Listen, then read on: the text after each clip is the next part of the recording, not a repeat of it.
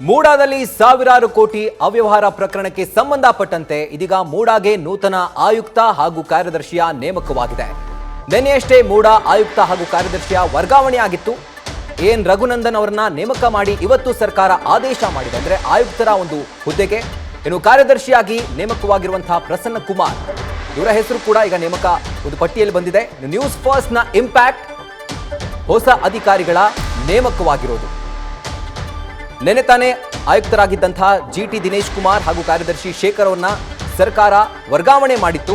ಈಗ ಅವರ ಜಾಗಕ್ಕೆ ನೂತನ ಕಾರ್ಯದರ್ಶಿ ಹಾಗೂ ಆಯುಕ್ತರನ್ನ ರಾಜ್ಯ ಸರ್ಕಾರ ನೇಮಕ ಮಾಡಿ ಆದೇಶವನ್ನ ಹೊರಡಿಸಿದೆ.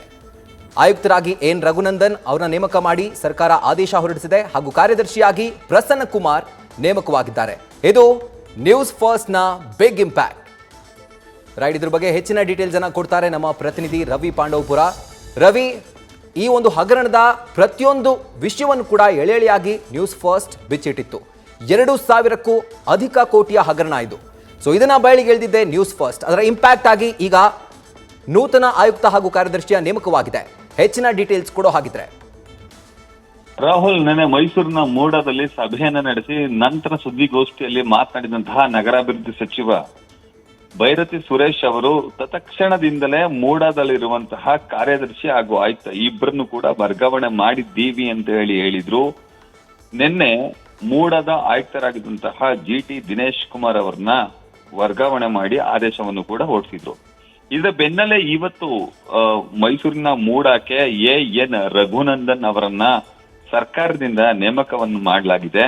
ಇನ್ನು ಕಾರ್ಯದರ್ಶಿಯಾಗಿ ಕೆ ಪ್ರಸನ್ನ ಕುಮಾರ್ ಅವರನ್ನು ಕೂಡ ವರ್ಗಾವಣೆ ಮಾಡಲಾಗಿದೆ. ಇವರಿಬ್ರು ಬೆಂಗಳೂರಿನ ನಗರಾಭಿವೃದ್ಧಿ ಇಲಾಖೆಯಲ್ಲಿ ಉಪನಿರ್ದೇಶಕರಾಗಿ ರಘುನಂದನ್ ಅವರು ಕೆಲಸ ಮಾಡ್ತಿದ್ರೆ. ಕರ್ನಾಟಕದ ಆಹಾರ ನಾಗರಿಕ ಸರಬರಾಜು ಮತ್ತು ಗ್ರಾಹಕರ ವ್ಯವಹಾರಗಳ ನಿಗಮ ನಿಯಮಿತದಲ್ಲಿ ಪ್ರಧಾನ ವ್ಯವಸ್ಥಾಪಕರಾಗಿ ಪ್ರಸನ್ನ ಕುಮಾರ್ ಅವರು ಕೆಲಸವನ್ನ ಮಾಡ್ತಿದ್ದಾರೆ. ಇನ್ನು ಇಬ್ರು ಕೂಡ ಈಗ ಸದ್ಯ ಮೂಡಾದ ಆಯುಕ್ತ ಹಾಗೂ ಕಾರ್ಯದರ್ಶಿಯಾಗಿ ನೇಮಕ ಆಗಿದ್ದಾರೆ.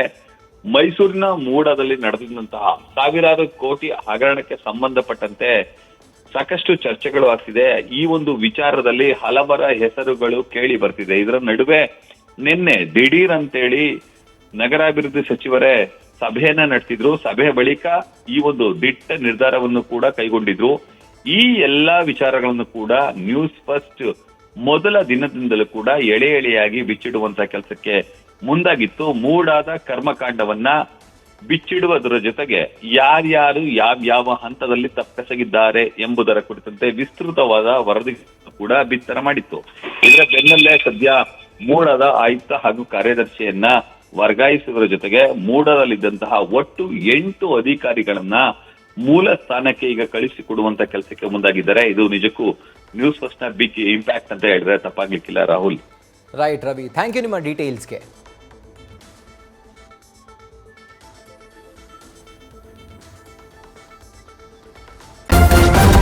ನ್ಯೂಸ್ ಫಸ್ಟ್ ನಿರ್ಭೀತಿಯಿಂದ ನಿಮ್ಮ ಪರವಾಗಿ.